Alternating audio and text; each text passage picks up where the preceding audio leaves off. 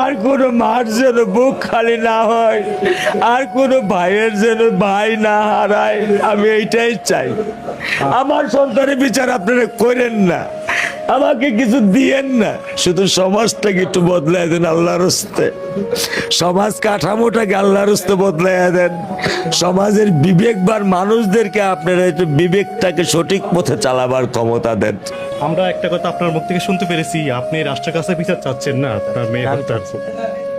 আসলে কেন আপনি একজন বাবা হয়ে বিচার চাবেন না কেন? আমার বয়স 55। জি। আমি ওরকম ভাবে আমি দেখিনি। আমার ভুল হতে পারে, আমার জানার ভুল থাকতে পারে, আমার জ্ঞানের স্বল্পতা থাকতে পারে, যে আইনের ফাঁক ফোকর দিয়ে কোনোভাবে বের হয়ে যায়নি। কারণ যে খুন করেছে আমি কালকে শুনতে পেরেছি সে নাকি আরও একটা কোনো অথরিটির সাথে জড়িত ছিল এবং জামিনে বের হয়ে আসছে। তো বের হয়ে আসে সে আবার আরেকটা করছে, আবার সে জামিনে বের হবে সে আবার আরেকটা করবে, আবার সে আরেকজন মানুষ জামিনে বের হবে সে আরেকটা করবে। আপনাকে ঠেকাবার ক্ষমতা রাখেন? আপনার কাছে কি সেই ক্ষমতা আছে?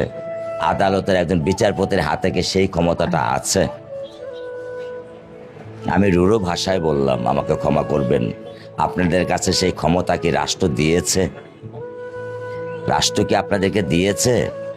আপনি এখন অন্যায় করেন, আধা ঘন্টা পরে আপনি জামিনে বের হবেন, আপনি গলায় মালা দিয়ে ঘুরে বেড়াবেন।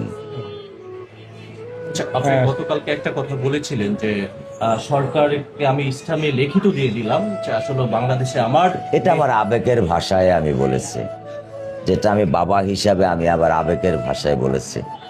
কারণ আমি